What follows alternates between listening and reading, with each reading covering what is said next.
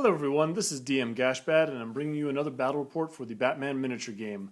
I was stuck in town for a couple of hours with nothing much to do, so I managed to throw together a game against our local sidekick really quick. You've seen him on the channel before. Anyway, let me show you the crews that we used. For myself, I managed to paint a couple extra models, and so we've seen a lot of these guys before, but the nice thing about the Batman miniature game is that if you just paint a couple of models, sometimes you can make a brand new crew.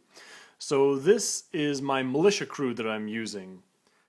The concept behind this, again, as some of you know, I'm a big fan of the Arrow TV show. Anyway, there's an island prison, an Argus prison, and there's only 2 inmates in the thing, and one is Deathstroke and one is Captain Boomerang.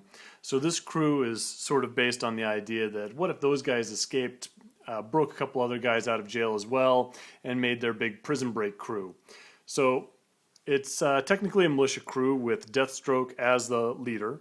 I mean, he's a sidekick, but he will function as the boss for this list. And he's brought along the free agent Captain Boomerang along with him. And then we have a bunch of prisoners just to round out the group. Most of them you've seen before. On the left, that's Prisoner 1, prisoner with a pipe. Then we have Prisoner 3, prisoner with the axe. Then we got my newly painted Prisoner 5, that's the smoke prisoner. He also has an automatic gun.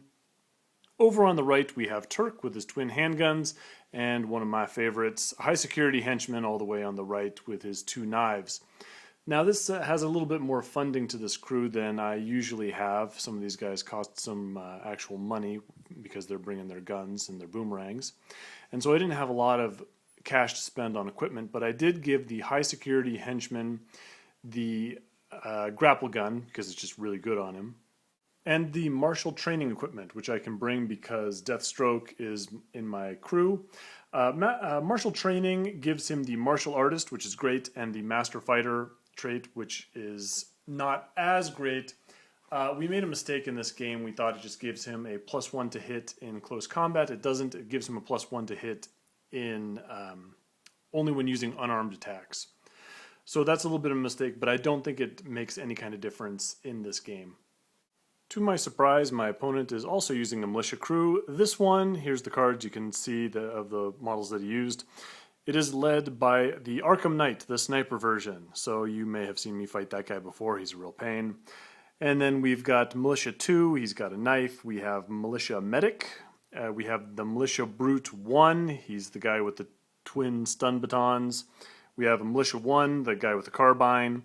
We have the Militia Commander 1, he's got his smoke grenade and automatic gun, and then we have the Militia Gatling Brute. Now, if those of you who are familiar with the militia crew may think that that seems a little low as far as model count goes, and you are absolutely right. Here's a hot tip for everyone. Make your army list before you pack up your models and go to wherever you're having this game. My opponent gathered up his militia crew, he wanted to use those guys, but he didn't make his list ahead of time. He was going to make it when he got to the shop. And he found out that he was way over on funding. Like, these guys cost a lot of dollars. Especially that Militia Gatling Brute. He cost like $850 all by himself.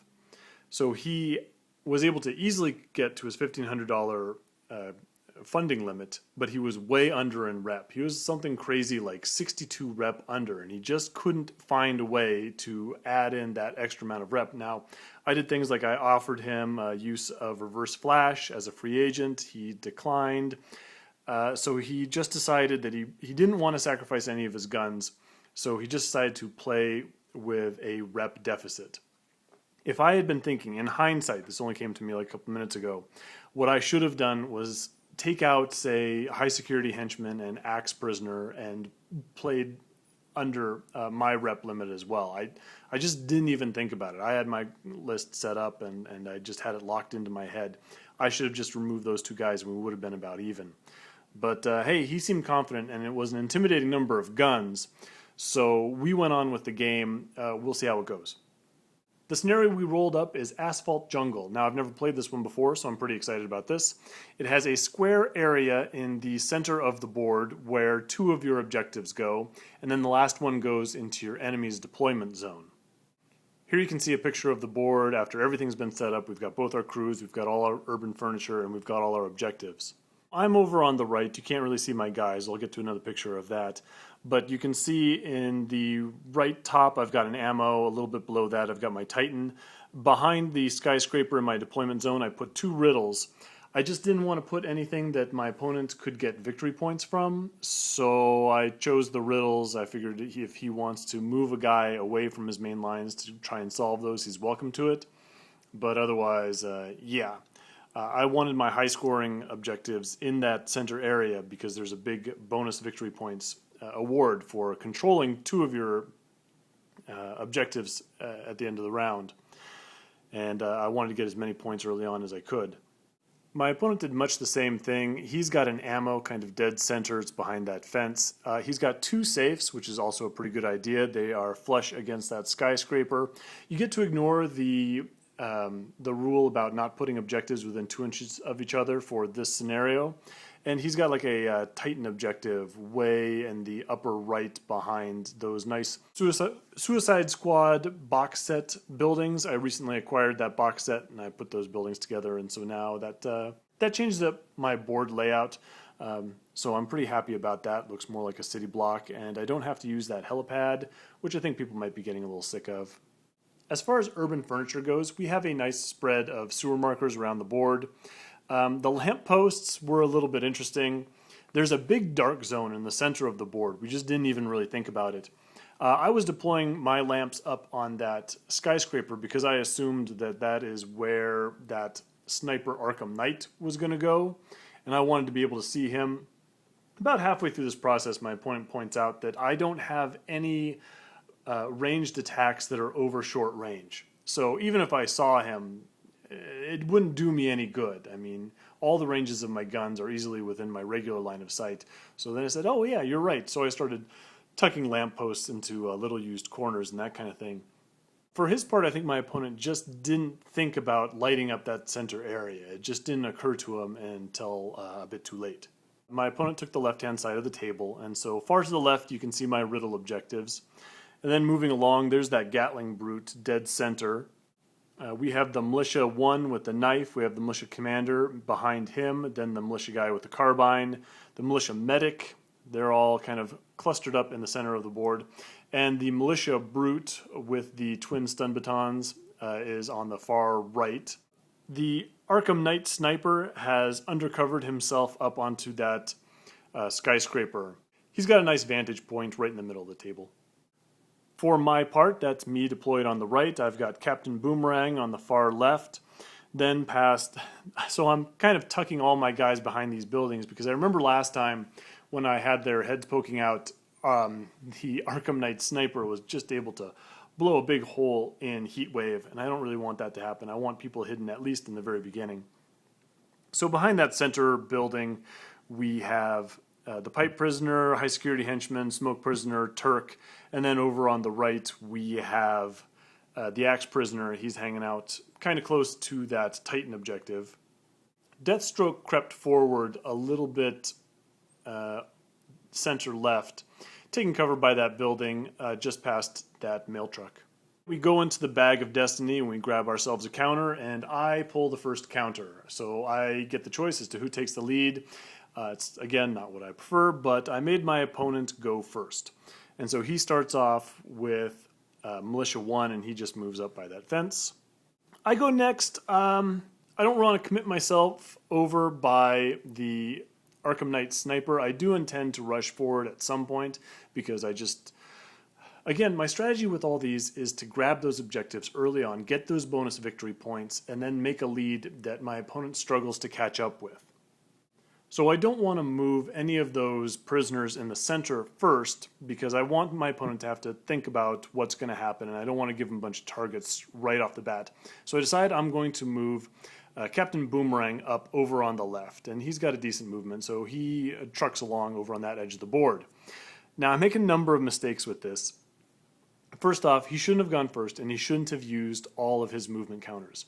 Next off, I'm looking at his character card as soon as I'm done moving him, and I said, oh, he's got follow me. Man, would that have been useful in the center, because then he could have used follow me, he could have given all those idiots another movement die, and that would have really helped me swarm that center objective zone.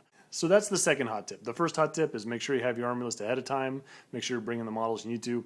The second one is just study those cards that you're using a little bit more carefully. This is the first time I've used Captain Boomerang, and I kind of glanced at his card a while ago, but I Should have taken a bit longer to really figure out what he's got. Oh well, I'll know for next time. It's my opponent's turn, and he advances the Militia Carbine.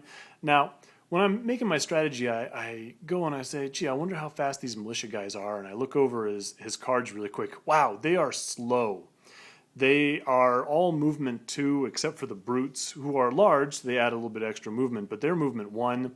I am not worried about him getting real far and grabbing a bunch of those objectives early on.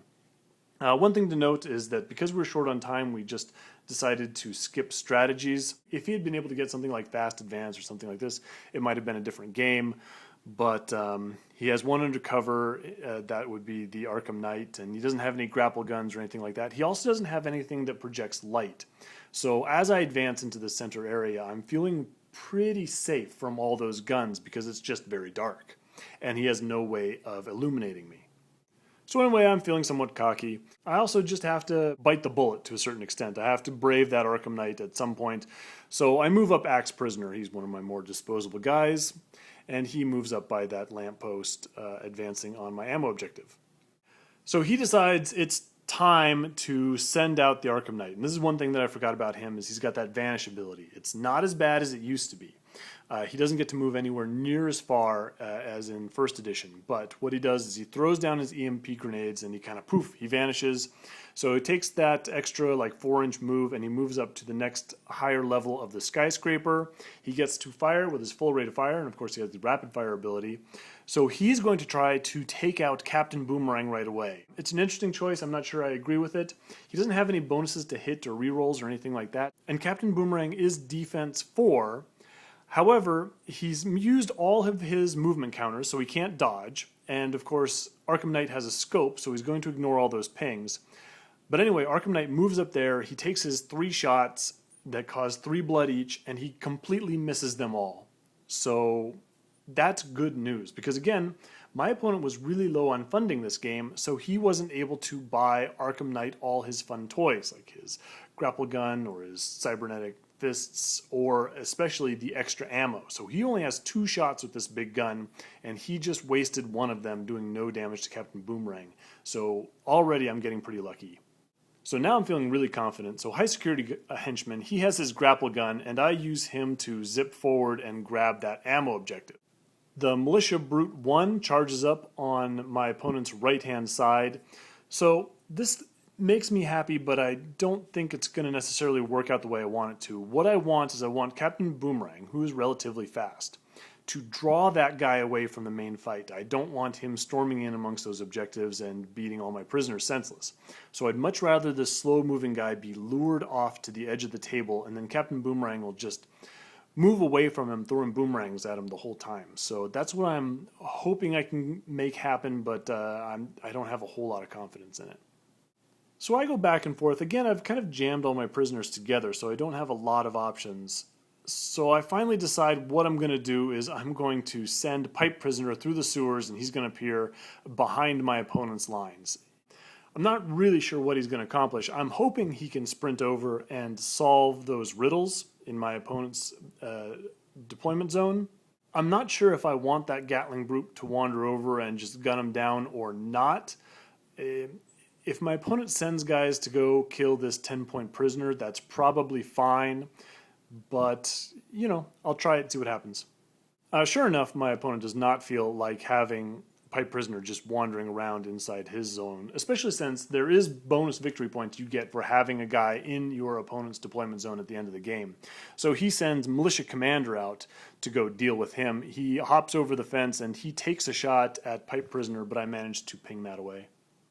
Smoke Prisoner moves up behind where Deathstroke has undercovered himself to. He figures the safest place on the table is behind that monster of a character. My opponent advances his medic, sort of in the center of his squad, ready to help out. And I take Turk and move him in my little conga line, creeping alongside this building right here. Gatling Brute is going to storm forward and just try to occupy the whole center of the table with that big monstrous gun. And finally, I take Deathstroke. I run out, I claim that Titan objective, I draw myself a dose of Titan, and hey, this is the old version of Deathstroke, so he has his pistol, so he draws that and takes a shot at that Gatling Brute, because why not? He does hit, however, the Gatling Brute, even though he's large, manages to ping that shot away because he is behind that ammo objective. So at the end of the round, I have claimed my Titan objective and my ammo objective, and I've also gained the bonus victory points for controlling 2 objectives at the end of the round while my opponent does not. So you can see there's my victory points right there. I've got a 9 victory points to nothing lead. I'm feeling pretty good. This is exactly where I want to be in this early game. So we draw a token from the Bag of Destiny, and it is my opponent's turn to take the lead. He decides to activate Arkham Knight first, and he has a plan. So first thing first is I do use my Titan dose for Deathstroke because I think he's surrounded by bad guys. There's a lot of guns pointed at him. I want him to be able to survive all that storm, and I'm looking to dish out a lot of damage this round as well. So this is a round to Titan. My opponent sees that, and so he activates Arkham Knight. First thing he does is he uses his Vanish ability. This time he tosses his EMP grenade down at the ground right in front of Deathstroke. So that's going to cancel his attacks out to a large extent. It's also going to protect me from a lot of his guns, but that's secondary. Now, I'm not sure this is the way it's supposed to be played. It's an automatic hit, this EMP grenade, and so it all goes off. Deathstroke is going to take a hit. As far as we know, you can still dodge these grenade hits. So, he's going to lose these movement dice if he doesn't use them right now. So I just spend all my movement dice to dodge that 1 stun damage that he would otherwise take. Again, we're not sure that that's actually the way you play it, but, one way or the other, it was just a stun. So we're probably okay. The next thing he's going to do is he's going to open fire. He's going to rapid fire. He's going to take 2 shots at the high security henchman hiding behind that ammo objective, and he's going to fire at my axe prisoner in that alley that you can just barely see. So he's decided to kind of spread his fire a lot. He won't KO or incapacitate either of these guys. They'll be real close, but he will put a lot of damage on them. I'm not sure if that's the way I would have gone, but it doesn't really matter because even though High Security Henchman is Defense 3 and Axe Prisoner is Defense 2, he manages to miss Axe Prisoner altogether, so he takes no damage. He manages to only hit High Security Henchman once, and then on his 2 or more to wound with his firearm, he rolls a 1. So all the damage that I take from that attack, his last set of ammo in the game, is 1 stun damage on High Security Henchman. 100% miserable. My opponent's luck is continuing. You remember the last time I played him, he was using the Batman who just missed with every attack. Well, Jason Todd is doing no better. And my luck, of course, has just been continuing on this hot streak, this undeserved hot streak. Anyway, so that means it's my activation. So I take Pipe Prisoner. I want to get away from that militia commander who's been shooting at me. And I'm going to go to that riddle objective, and he's actually going to solve it. That smart Pipe Prisoner, he gets himself 2 victory points. Good job. So now he can just go and get killed, and I'm victory points even for this guy. Here we have the Gatling Brute moving up. He's going to control that ammo objective. He's going to take a shot on the move at High Security Henchman. Again, it just misses or gets pinged away. I was a little surprised that he did that, but then I remembered, oh yeah, he's right by that ammo objective. He immediately draws another ammo, and he's just fine. He could just barely draw a line of sight through that EMP cloud. You see the die there that's marking the center point of that. But anyway, he's got every intention of just controlling that whole area. Meanwhile, I'm feeling really safe around that ammo objective now that Arkham Knight Sniper is out of ammo. So Axe Prisoner, he's going to relieve High Security Henchman. High Security Henchman has got things to do, so Axe Prisoner is going to keep control of the ammo for the time being. He runs up to that and crouches. So here we have Militia 1. He's going to move over to the left, and he's going to spray carbine bullets at Captain Boomerang. He's going to hit twice, which is too bad. And Captain Boomerang is going to use all of his movement counters to dodge. That's bad news for me because remember, my plan was to run away from the Militia Brute number 1 as he storms towards me. So now I can't move very far. It's better than me taking blood damage right now, but I would have preferred to have kept those movement dice so that I can leave. I see no reason, now that all those guns have gone off to do other things, not to activate Deathstroke. So even though he's in this cloud and he's only hitting on 6s, I tried to convince my opponent that because he already is blind in one eye, that penalty should only be halved, but I guess he didn't go for it. Anyway, he can still move 5 inches because he's an acrobat, so he runs up to base both the ammo objective and the Gatling Brute, and he takes out his reinforced bow, and he has a monstrous number of attacks. So I think I put 5 in attack, and so that'll give him 7 hits. Even needing 6s to hit, he still manages to land 4 stun damage on the Gatling Brute, who I was happy to learn only has 6 endurance. Even though that EMP grenade took a lot out of him, he's still able to unload a fair amount of damage. And of course, he's preventing my opponent from claiming victory points, so good for that guy. Sure enough, here comes the Militia Brute. He is just shy of being in range with that 2-inch reach of being able to hit Captain Boomerang. That was kind of luck on my part, just ending up in the right spot. Anyway, he does run by. He smashes that lamppost on his way through, just cause that's the kind of vandal that he is. But anyway, my goal of drawing this guy off away from the main fight is working. However, my intent to escape with Captain Boomerang is not panning out as well as I would have liked. But we're going to try it anyway. So Captain Boomerang is going to throw 2 blade boomerangs at that Militia Brute number 1. He's going to hit twice. He's going to give him 2 blood damage and 1 stun. I didn't wound with the second shot. So that's not bad, but I was not able to move far enough away, so I'm probably going to have to weather some attacks next round. The Militia Commander chases after Pipe Prisoner some more. He doesn't take a shot this round because Pipe Prisoner is still getting a ping from the corner of that skyscraper, but yeah, he's gonna chase that guy. High Security Henchman really wants to get those knives in on the action. He's going to move up and he is going to control that safe objective. Militia 2 moves up. He wants to get some knives going as well. Here comes Smoke Prisoner. Smoke Prisoner really wants to shoot at that Militia 2 guy, but that EMP cloud is just kind of in the way. So he has to be satisfied with just drawing a dose of Titan. The Militia Medic moves up behind the Militia Gatling Brute, and he heals 2 stun off of that guy, which is disappointing. Militia Medic is also controlling that safe objective, so he's going to grab himself a victory point. Turk moves up towards the center of the board. He takes a shot at that Militia 2 guy. He misses, doesn't do anything, but he hopes to be in a good position to unload a lot of bullets in a later round. Here are my victory points for the end of the round. As you can see, I'm continuing to rack up pretty impressive number. My opponent just gets the 1 victory point for controlling that safe. And here's a shot of the board just because I think it looks kind of cool at this stage in the game with both the lines sort of crashing into each other. So again, my opponent takes the lead for this new round. The first thing that happens is my Smoke Prisoner takes his Titan, and my opponent has a choice of who he wants to activate first. He goes with the Militia Commander. He just hates that Pipe Prisoner. Militia Commander is going to stand there and fire off a barrage of bullets at poor Pipe Prisoner. He manages to hit twice, handing him 2 blood and 2 stun. I was shocked to learn that Pipe Prisoner actually has 5 endurance, so he is hanging on by a small amount, but he's still there, so good job, Pipe Prisoner. Militia Commander attempts a Let's Go roll, but he fails, unfortunately.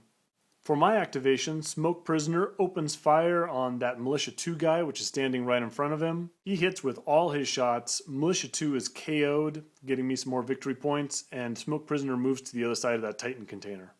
Now it's Militia Brute's turn. Yeah, sure enough, he's going to charge down and get Captain Boomerang. He also does an interesting move here. He kind of skirts around him, so Captain Boomerang doesn't have enough room to sneak by him through that alleyway, so he's either got to go back the way he came towards that Carbine Prisoner, or he has to take the long way around. Anyway, I did put a number of defense counters on Captain Boomerang, so I don't take as much damage as I otherwise would have. I do take 2 stun, which isn't fantastic, but Captain Boomerang is still standing at the end of that.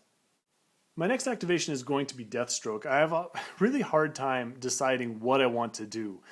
Because his staff has reach, I was really considering just using it to reach past the Gatling Brute and pummeling that medic into unconsciousness, because I just didn't want that guy healing anybody anymore. But me and my opponent talk about it a bunch, and we finally decide that there's really the best choice is to take out Deathstroke's sword. And because Gatling Brute is only defense 2, I should have no problem carving him up. In the event I don't quite do it, I managed to put 4 blood on him, but Gatling Brute is still alive with 1 endurance remaining. On the other side of the table, Militia 1 moves up and sprays bullets at Captain Boomerang. This is a drag for me because since I used so many defense dice already, if he causes 2 blood to me, I'm going to lose another die, and now I can't throw my boomerangs. Fortunately, my opponent's luck is still terrible. He misses Captain Boomerang completely. But now I get to activate High Security Henchman. High Security Henchman forgot to put a special counter down so he can use his devastating blow, but he still just goes bananas with those 2 knives of his. He stabs Gatling Brute a ton of times, easily does the last 2 damage to him, and Gatling Brute falls down and dies. Arkham Knight is stuck up on a building with not much to do because he is out of ammo, so he's going to take the opportunity to acrobat all the way down, doesn't take any damage, and try to move off into a position to do something more useful. So the downside of the Militia Brute 1 moving down that alley to head off Captain Boomerang is that he is right in the sights of Turk. Turk, this is one of my favorite things, being able to use his gunman skill and open fire on some dope with both of those pistols. Anyway, Turk does what Turk does, just hands a bucket load of damage to this poor defense 2 guy. And you can see here, Militia Brute is KO'd. The Militia Medic runs up to my High Security Henchman and tries to stab him with his medical knife. He is going to miss, but because the Medic is now in base-to-base contact with High Security Henchman, neither of us are going to get any victory points for those safes. My pipe prisoner, he's still alive and he still has movement counters to spend. So he runs over, he tries to solve that last riddle and also get away from that militia commander who's out for his blood. He fails though. Enigma just made too tricky a problem for him and doesn't get any victory points for it. Axe Prisoner briefly considers going to take on Arkham Knight there with his axe and then thinks, nah, it's probably a terrible idea. He's going to stay there, he's going to get his victory points for that ammo. Captain Boomerang, meanwhile, has no interest in seeing that big scary guy with those stun batons stand up again, so he hops back, fires his last bladed boomerang at him, and does the last 2 blood damage to take that guy out. My opponent was trying to tell me that Captain Boomerang has melee boomerangs and it would have been a much better idea to just stab him on the ground and save that ammo for his boomerangs. I just wasn't understanding what he was saying, and so that's what I did instead. It worked out fine, but yes, my opponent was right. I should have just sliced him up while he was on the ground with that melee attack. But again, this is what you get when you don't know the character that you're using very well. Next time I'll remember Captain Boomerang has a melee attack and it's sharp, so use that. That's the end of the round. Here's my disgusting amount of victory points. My opponent didn't gain any, so that's bad news. But my opponent takes the lead again, and sure enough, he is not going to let Pipe Prisoner get away with those shenanigans. He walks up and just execution style shoots him in the back, and Pipe Prisoner finally falls down. He is KO. But that gives me the opportunity to activate next. High Security Henchman is not about to lose a knife fight to a medic, so he just goes bananas on him. He hands him 3 blood plus a knockdown, so he is still conscious. Again, I forget to use Devastating Blow, but on the other hand, I am adding that +1 to hit, which I shouldn't have been, so who knows. My opponent activates Arkham Knight next. Arkham Knight runs over and he is going to punch Axe Prisoner in the face. Unfortunately, Arkham Knight just misses. Axe Prisoner is defense 2. There's no reason for this. This is just luck. Just rubbing it into my poor opponent. He loves this game so much and it treats him so badly. Captain Boomerang hops forward to that militia number 1. He throws his electric boomerangs at him. Militia 1 is out of ammo, by the way, so Captain Boomerang's feeling pretty brave. Anyway, he hands out 1 blood and 1 stun to that guy. Militia 1 runs up and swings the butt of his rifle at Captain Boomerang. Doesn't do any damage. My smoke prisoner, again, I'm not actually using my smoke grenades in this game, but those automatic guns are just fantastic. He is right in range with an out in the open Arkham Knight, so he opens up at him and he does 2 blood and 2 stun to that guy. The medic does not like his odds in this situation. He's going to go and try and hide behind this safe over here, try to look inconspicuous. More bad news. Here comes Axe Prisoner with his 2 measly attacks. He takes a big swing at Arkham Knight. Arkham Knight just, I don't know what he was doing. He forgot to put movement die to dodge those shots from Smoke Prisoner. And now Axe Prisoner comes forward with that axe, hits twice, causes 4 blood to Arkham Knight. Arkham Knight is passed out. And my opponent calls it there. That's it. I just got myself an even bigger pile of victory points for taking out the leader. He's got no offense left. His guys are out of ammo, and I'm just all over my objectives. Deathstroke hasn't even gone yet. This was a pretty big victory. Again, you can't draw that much to it because my opponent was playing way down in rep. So obviously if I had dropped those other 2 prisoners, that would have made a big difference. If he had been able to hire a free agent that didn't cost funding. He was kicking himself for not putting together and bringing his Johnny Quick model, and obviously that would have helped a lot. But anyway, there's the lessons to be drawn from all this. Make your army list ahead of time. Know your models that you're using on my side, and also on my side. Don't be so stuck on what army list you think that you're bringing, because I could have changed it to make a closer game. But even so, the luck was firmly on my side through this whole thing, and I've just been riding this wave of good karma. Can't imagine what I did right. But anyway, thanks for watching. Hope you liked seeing that. Again, I really like my opponent's crew. I think they're really well painted. And yeah, I'll see you on the next one.